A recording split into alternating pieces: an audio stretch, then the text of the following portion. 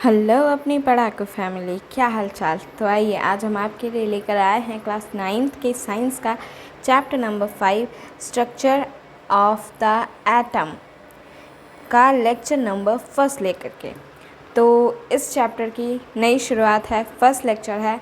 Start करते हैं एकदम शुरुआत से और एकदम जोश के साथ। ओके, सो देखिए, अभी तक जो है हमने मैटर के बारे में काफ़ी ज़्यादा पढ़ाई की है, काफ़ी ज़्यादा डिटेल में पढ़ा है कि मैटर क्या होता है, ये किस टाइप का होता है, इसमें क्या क्या पार्टिकल्स होते हैं, इसका बेसिक मटेरियल क्या होता है, किन चीज़ों से ये मिलकर के बना होता है। तो जब हमने इसकी कंस्टिट्यूएंट्स के बारे में पढ़ा, जब हमने इसकी कंपोजिशन के बारे में पढ़ा, तब हमें ये पता चला कि जो मैटर होता है ये हमारा कई टाइप के एटम्स एंड मॉलिक्यूल से बना होता है। यानी कि जो एटम्स होते हैं एंड मॉलिक्यूल्स होते हैं वो किसी भी मैटर के लिए एक फंडामेंटल बिल्डिंग ब्लॉक का काम करते हैं। जैसे जब हमने ये मैटर वाला चैप्टर पढ़ा था तो मैंने आपको बताया था कि अगर हम एक बिल्डिंग की बात करें तो उस बिल्डिंग में लगने वाली एक एक ईंट जो कि है वो हमारे एक मॉलिक्यूल का काम करती है। एंड वहीं वो ईंट भी कुछ छोटे छोटे पार्टिकल्स से मिलकर बनी हुई है। तो वो जो छोटे छोटे पार्टिकल्स हैं वो हमारे एटम्स हैं। तो इस तरीके से जो है हमारे एटम्स एंड मॉलिक्यूल्स जो हैं वो किसी भी मैटर को बनाने के लिए एक बिल्डिंग ब्लॉक का काम करते हैं। तो हम अपना ये पॉइंट सबसे पहले लिख लेते हैं, जो कि चैप्टर की शुरुआत में ही हमें लिखना चाहिए, that atoms and molecules are the fundamental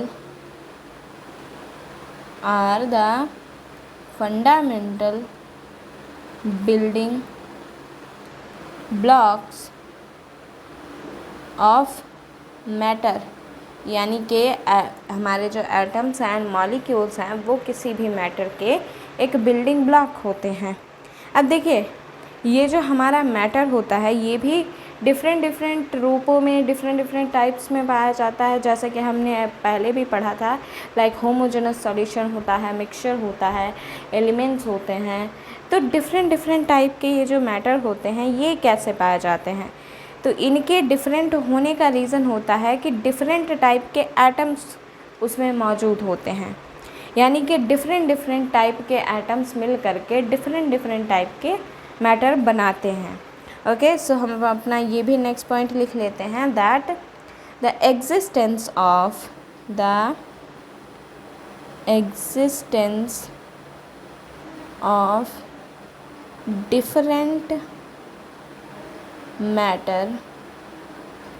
different matter is due to presence of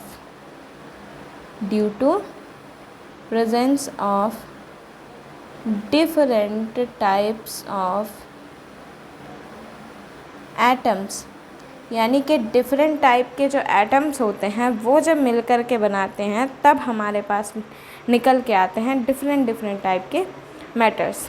अब देखिए, हम जो हैं अभी तक एटम्स के बारे में भी काफ़ी चीज़ें पढ़ चुके हैं, मॉलिक्यूल्स के बारे में भी काफ़ी चीज़ें पढ़ चुके हैं। अब इस चैप्टर में जो है हमारा मेन फोकस रहने वाला है दो चीज़ों के ऊपर। हम अपने इस चैप्टर में दो चीज़ों के ऊपर ज़्यादा खोजबीन करने वाले हैं, जिसमें से पहला तो है, हमें इस क्वेश्चन का आंसर चाहिए है कि आखिरकार ऐसी क्या चीज़ है जो कि एक एलिमेंट के एटम को दूसरे एलिमेंट के एटम से चेंज करती है। भाई, अगर एटम्स ही सबसे छोटी इकाई है तो वो तो सेम होनी चाहिए ना। अगर एटम भी डिफ़र करता है अलग अलग एलिमेंट्स में, इसका मतलब है कि कोई और भी चीज़ है जो कि एटम्स को बना रही है ना। यानी कि अगर हम उस चीज़ की कॉम्पोजिशन को इधर उधर करते हैं तब ना एटम चेंज हो जाता है, उसका नेचर चेंज हो जाता है। अगर एटम ही हमारे सबसे छोटी इकाई है, सबसे ज़्यादा फंडामेंटल बिल्डिंग ब्लॉक है, तो फिर एटम सेम होने चाहिए क्योंकि वही सबसे छोटे हैं ना। तो सबसे पहला हमारा ये क्वेश्चन रहेगा कि आखिर क्या वो चीज़ है जो कि एक एटम को दूसरे एटम से अलग करती है। ओके, एंड हमारा जो एक दूसरा क्वेश्चन है वो क्वेश्चन है डाल्टन की थियरी को लेकर। हमने जब डाल्टन की एटॉमिक थियरी पढ़ी थी, हालांकि डाल्टन जो थे वो फर्स्ट ऐसे साइंटिस्ट थे जिन्होंने एटम की स्ट्रक्चर के ऊपर थियरी दी थी। सो या that was the best step for science. Okay, but Dalton ने अपनी थियरी में एटम को इनडिविजिबल बोला था। इनडिविजिबल का मतलब है कि एटम को और ज़्यादा फर्दर डिवाइड नहीं किया जा सकता। तो इस चीज़ को क्या मतलब डाल्टन की जो थियरी है वो हमारी बिल्कुल परफेक्ट बैठती है या नहीं, इस चीज़ के ऊपर जो है हम इस चैप्टर में बात कर रहे होंगे। ठीक है, अब देखिए ये जो हमारी स्ट्रक्चर ऑफ एटम है इसको लेकर के काफ़ी सारे जो हैं एक्सपेरिमेंट्स किए जा चुके हैं। लिटरली पूरी एक सीरीज़ है एक्सपेरिमेंट्स की। जैसे जैसे आप आगे बढ़ते जाएंगे हम सारे एक्सपेरिमेंट्स के बारे में पढ़ेंगे। Okay, like Thomson's atomic model था, रदरफोर्ड का है, नील एंड बोर का है, तो आप धीरे धीरे सारी चीज़ें पढ़ेंगे। ओके, बट यहाँ पर एक हेडिंग आती है जिसके बारे में हम शुरुआत करते हैं, यहीं से शुरुआत करते हैं, जो कि हमारे लिए जो है सबसे एक फंडामेंटल कह सकते हैं एक्सपेरिमेंट है या एक्टिविटी है, जिसको हम घर पर भी कर सकते हैं आराम से बिना किसी झंझट के। Okay, so charged particles in matter. सबसे पहले हम मैटर की ही बात कर लेते हैं कि क्या इसमें चार्ज्ड पार्टिकल्स मौजूद होते हैं। अब देखिए यहाँ पर मैं आपको एक एक्टिविटी के बारे में बताती हूँ कि आप क्या करके देख सकते हैं। आपको एक्टिविटी करनी है दैट, देखिए हाँ, आपको क्या करना है कि आपको एक कंघी लेनी है। ठीक है, आपको एक कॉम्ब लेनी है। उसको क्या करना है, जब आपके बाल एकदम ड्राई हों यानी कि बिल्कुल भी गीले ना हों, तो आपको क्या करना है, कॉम्ब को जो है आपको अपने ड्राई हेयर्स से कॉम्ब करना है। ओके, एंड जब आप बालों को इस तरीके से कॉम्ब कर लेंगे, देन आपको क्या करना है, इसी कॉम्ब को लेके जाना है कहीं। आप टेबल पे जो है छोटे छोटे पेपर के टुकड़ों को तोड़ के, मतलब छोटे छोटे पेपर के टुकड़ों को काट के रख लीजिए टेबल पे, एंड देन आपको क्या करना है, इस कॉम्ब को उन पेपर पीसेस के पास लेकर के जाना है। आप जब इसको कॉम्ब को, यानी कि वो कॉम्ब जो कि आपने ड्राई हेयर से होकर के गुजारी है, यानी कि आपने अपने हेयर्स को उससे कॉम्ब किया है, उसको फिर आप जब पेपर पीसेस के पास ले जाते हैं तो आप क्या देखते हैं दैट ये जो आपकी कॉम्ब है ये पेपर पीसेस को अपनी तरफ अट्रैक्ट करती है। यानी कि कॉम्ब जो है वो आपके पेपर पीसेस को अपनी तरफ खींचने लगती है, जिससे हमें ये पता चलता है, भाई ये बात तो हम पढ़ चुके हैं ना, that opposite charges attract each other and same charges repel each other. ये तो हम पढ़ चुके हैं ना, कॉमन सी बात है, हम सभी को पता है। तो यहाँ पर जो है साइंटिस्ट ने इस एक्टिविटी के थ्रू ये दिमाग लगाया, यानी कि मैटर में कुछ ऐसी चीज़ होती है जिससे, मतलब पहले तो मैटर जो है हमारा न्यूट्रल था, आराम से, मतलब पहले तो हमारी कंघी जो है वो पेपर पीसेस को नहीं अट्रैक्ट कर रही थी, बट जब हमने उसको ड्राई हेयर से गुजारा, यानी कि हमने उसको किसी फ्रिक्शन वाली एक्टिविटी से गुजारा, यानी कि किसी चीज़ में जो है हमने उसको फ्रिक्शन दिया, तो क्या हुआ कि हमारा जो कॉम्ब था वो चार्ज्ड हो गया, एंड कॉम्ब चार्ज हो गया एंड उसने जो है पेपर पीसेस को अट्रैक्ट करना स्टार्ट कर दिया। सो इससे पता चलता है कि मैटर में कुछ ऐसी चीज़ होती है, कुछ ऐसे पार्टिकल्स होते हैं जिन पर चार्ज होता है या वो चार्ज से रिलेटेड होते हैं। ओके, सो अब क्या हुआ, वही है ना कि अब हम इस बात को अपनी फैक्ट्स के थ्रू यहाँ पर लाइन बाय लाइन पूरी लिखते हैं कि हमें क्या क्या पता चलता है इस एक्टिविटी के थ्रू। ओके, मैं यहाँ पे एज एक्टिविटी लिख देती हूँ ताकि आपको ऐसे याद रहे। Comb dry hair then paper pieces,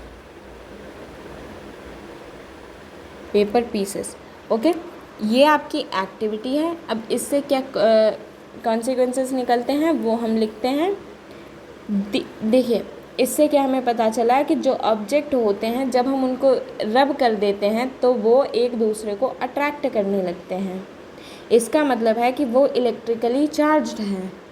वही तभी तो अट्रैक्ट करेंगे ना जब उनमें चार्ज होगा। Okay, so these experiments tell us that when we rub two objects together they become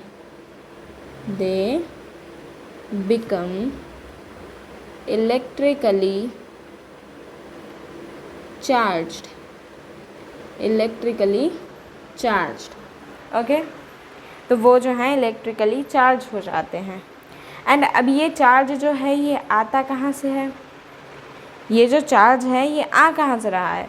तो इस चार्ज के सोर्स के लिए हम बोल सकते हैं कि एटम जो है वो हमारा डिविजिबल होता है, और जो पार्टिकल्स होते हैं यानी कि जो एटम के भी अंदर जो पार्टिकल्स होते हैं वो हमारे किसी न किसी तरीके से चार्ज्ड पार्टिकल्स होते हैं।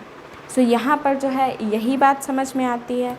तो सेकेंड पार्ट क्या होगा हमारा? That for the source of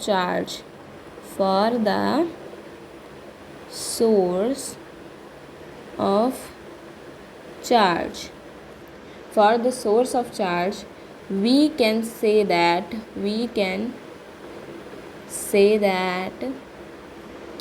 the atom is divisible, यानी कि एटम को बांटा जा सकता है छोटे छोटे पार्ट्स में, and consists of charged particles, और उसके अंदर जो पार्टिकल्स होते हैं वो चार्ज्ड होते हैं। अब हुआ क्या कि इसी चीज़ को देख करके अब साइंटिस्ट जो थे वो जुट गए अपनी रिसर्च में, अपने एक्सपेरिमेंट्स में। तो हुआ ये कि सन 1900 में एक साइंटिस्ट आए, जे थॉमसन, जिन्होंने आइडेंटिफाई किया कि एक इलेक्ट्रॉन नाम का पार्टिकल होता है जिस पर नेगेटिव चार्ज होता है। उन्होंने जो है इलेक्ट्रॉन की खोज की बेसिकली। ठीक है, सो हम अपना ये पहले तो इलेक्ट्रॉन के बारे में, ये हमारे यहाँ पहला सेंटेंस है वो हम लिखते हैं, फिर आगे डिटेल में बात करेंगे। ओके, सो इन 1900 जे थॉमसन, इनका पूरा नाम था J Thomson, identified electron as negatively charged particle।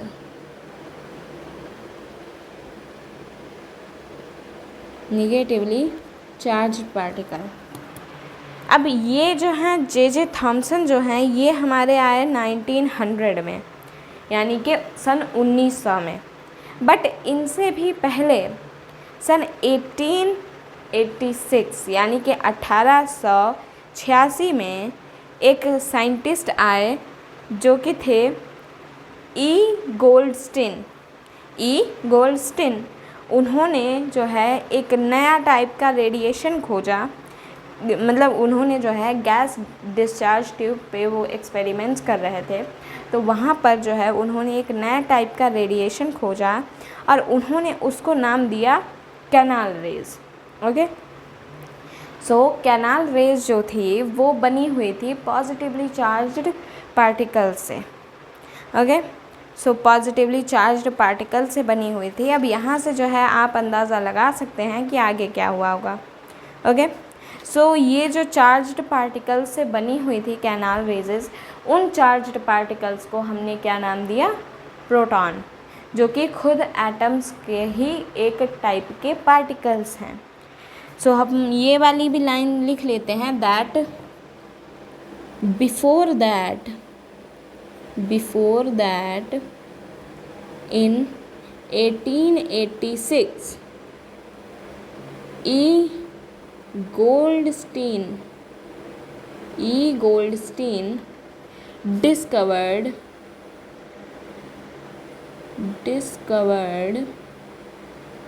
the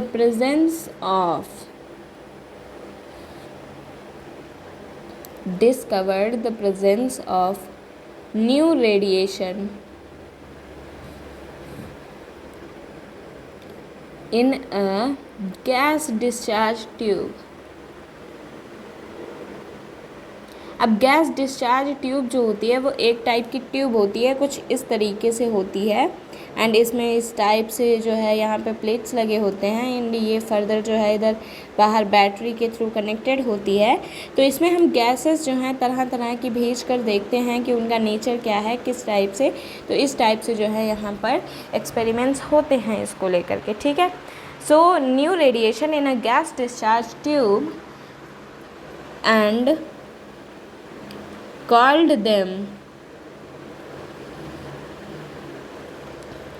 called them canal rays।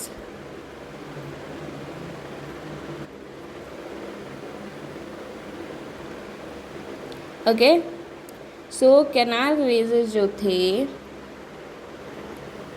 Made up of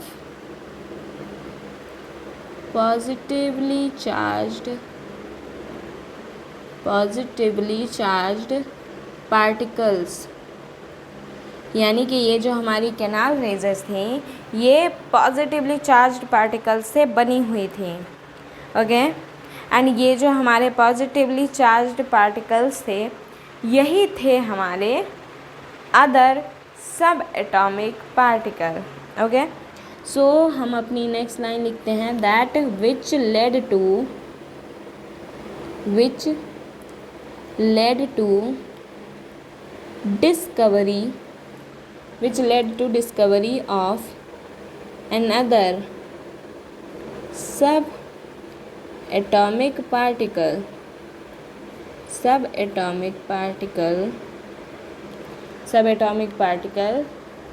named what? Proton. So यहाँ पर जो है हमने प्रोटॉन की खोज कर ली, एंड यहाँ पर जो हमारे ये जे थॉमसन थे इन्होंने इलेक्ट्रॉन की खोज करी। सो प्रोटॉन जो है वो पहले आया।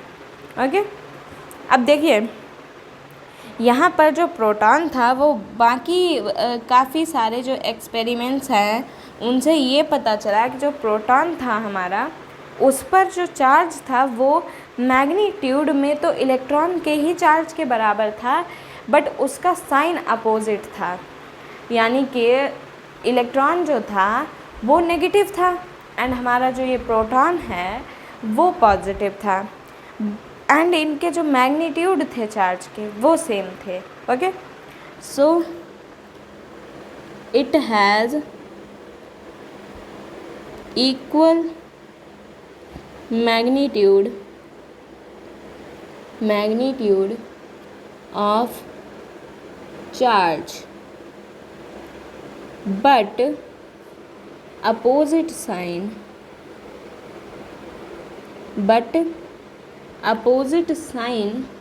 as that of electron। Okay, अब मैग्नीट्यूड क्या होता है? मैग्नीट्यूड होती है न्यूमेरिकल वैल्यू। जैसे अगर अभी मैं बोलूँ कि इस पार्टिकल पर कितना चार्ज है, 1 इलेक्ट्रॉन के बराबर चार्ज है, तो यहाँ पर जो 1 है वो न्यूमेरिकल वैल्यू है। ओके, सो मैग्नीट्यूड यानी कि न्यूमेरिकल वैल्यू सेम होती है जितना भी चार्ज होता है दोनों पर, बट उनके जो साइंस होते हैं वो अपोजिट साइंस होते हैं।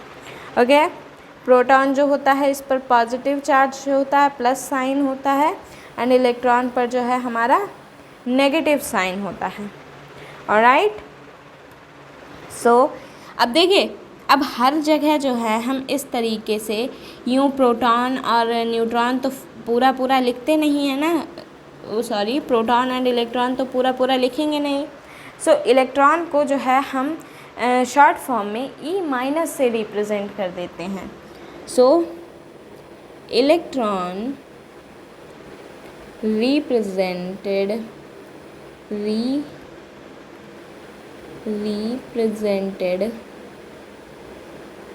as E minus and proton as P plus. अब देखिए इसको हम ऐसे भी समझ सकते हैं कि इलेक्ट्रॉन पर नेगेटिव चार्ज होता है। सो हमने इलेक्ट्रॉन के नेम का फर्स्ट लेटर ले लिया एंड उस पर जो है माइनस का साइन लगा दिया। सेम हमने प्रोटॉन के साथ किया, उसके भी नेम के आगे जो है हमने नेम के आगे का फर्स्ट लेटर ले लिया एंड उसके आगे जो है हमने पॉजिटिव चार्ज लगा दिया।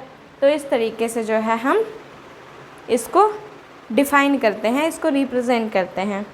ओके,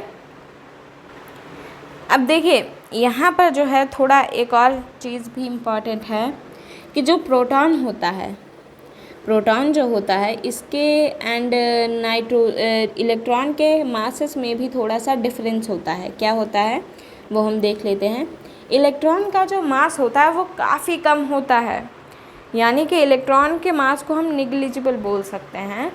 इलेक्ट्रॉन का मास काफ़ी कम होता है, बट उस पर जो चार्ज होता है उसको हम 1 माइनस बोलते हैं, यानी कि उस पर 1 यूनिट का चार्ज होता है। ओके, सो इलेक्ट्रॉन का जो मास होता है, mass is negligible and charge is 1 minus. Okay, वहीं जब हम प्रोटॉन की बात करते हैं तो प्रोटॉन का जो मास होता है वो 1 यूनिट होता है। Mass is as 1 unit and charge is 1 plus. Okay, so basically अगर आपको इसकी न्यूमेरिकल वैल्यू भी जाननी है तो मैं बता देती हूँ। इलेक्ट्रॉन का मास होता है 9.1 इंटू 10⁻⁻31 किलोग्राम।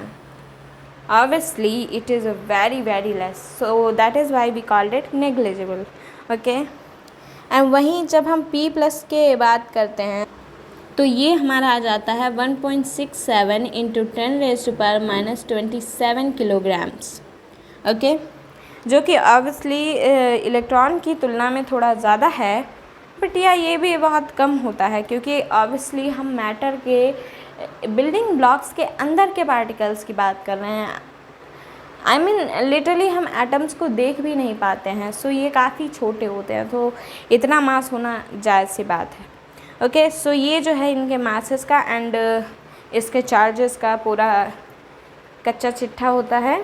ओके, अब देखिए यहाँ पर जो एटम होता है उसमें लोग जो साइंटिस्ट थे उस टाइम के, उनको लगा कि यही जो 2 पार्टिकल्स होते हैं, सिर्फ यही पार्टिकल्स रिस्पॉन्सिबल होते हैं एक एटम के स्ट्रक्चर के लिए, यानी कि यही किसी भी एटम के बेस पार्टिकल्स होते हैं जो कि अपने आप को जो है चार्जेस को बैलेंस करके किसी भी एटम को या मैटर को न्यूट्रल या फिर चार्ज बनाते हैं। तब तक जो है न्यूट्रॉन हमारा एग्जिस्टेंस में नहीं आया था, उसकी खोज बाद में हुई है। ओके, तो हम अपना ये पॉइंट लिख लेते हैं दैट इट सीम्ड यानी कि लगा, इट सीम्ड दैट इलेक्ट्रॉन, अब तो लिख सकते हैं ना, electron and proton were the base particles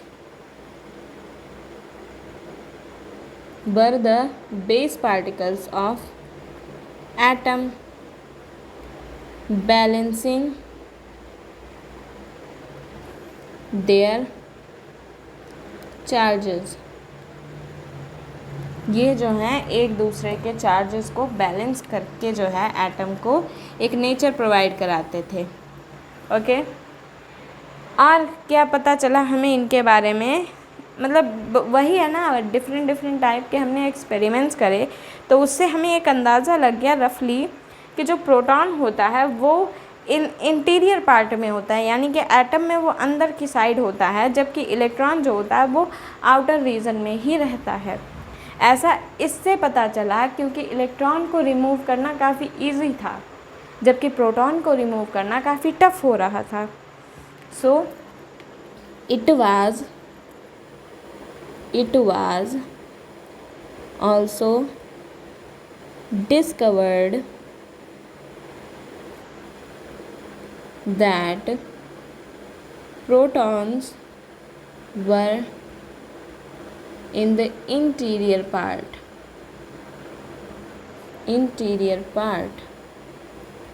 and electrons were in the outer region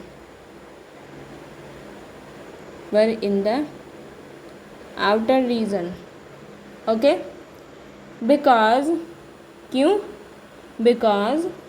removal of electron